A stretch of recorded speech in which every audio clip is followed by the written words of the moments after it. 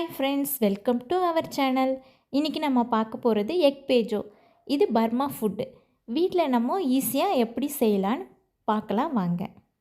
தேவையான பொருட்கள்: முட்டை 4 எடுத்து வச்சுருக்கேன், சால்ட்டு, லெமன் ஜூஸ், புளி தண்ணி, காஞ்ச மிளகா, பூண்டு, பெரிய வெங்காயம் நீளமாக நறுக்கி வச்சுருக்கேன். அதே மாதிரி பூண்டையும் நீளமாக நறுக்கிக்கோங்க, கொத்தமல்லி, எண்ணெய்.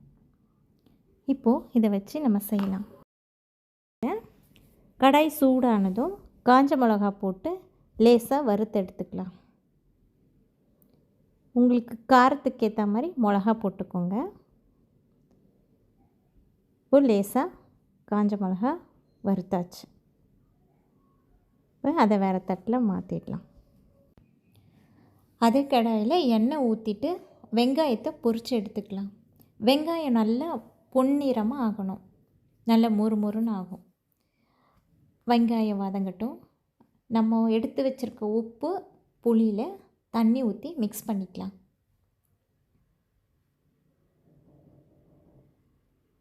புளியில் தண்ணி ஊற்றி ஊற வச்சுக்க. இப்போ நல்லா வெங்காயம் பொரிஞ்சிடுச்சு. அடுத்தது பூண்டு போட்டு பொரித்து எடுத்துக்கலாம்.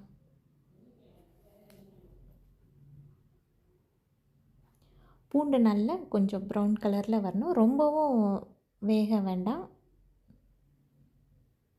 இப்போது நம்ம எல்லாம் பொரித்து எடுத்த வெங்காயம், பூண்டு, மிளகா பொடிச்சு வச்சுருக்கேன், வறுத்த எண்ணெய், புளி, லெமன், முட்டை, உப்பு, தண்ணி. இப்போது பாயில் பண்ண முட்டையை கட் பண்ணிவிட்டு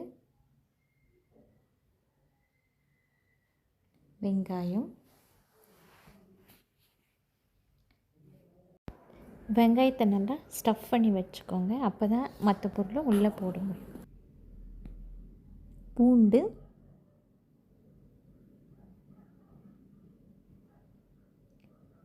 பொடித்த காஞ்ச மிளகா பொடி,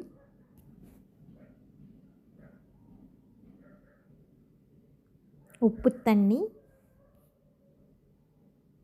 லெமன் ஜூஸ், புளி தண்ணி, பூண்டும் வெங்காயமும் பொரித்த அந்த ஆயில், லாஸ்ட்டாக கொத்தமல்லி. இப்போது எக் பேஜோ ரெடி. இதை அப்படியே எடுத்து சாப்பிட்டா ரொம்ப நல்லாயிருக்கும். நீங்களும் ஒரு தடவை ட்ரை பண்ணுங்கள். லைக், ஷேர், சப்ஸ்கிரைப் பண்ணுங்கள். தேங்க்யூ.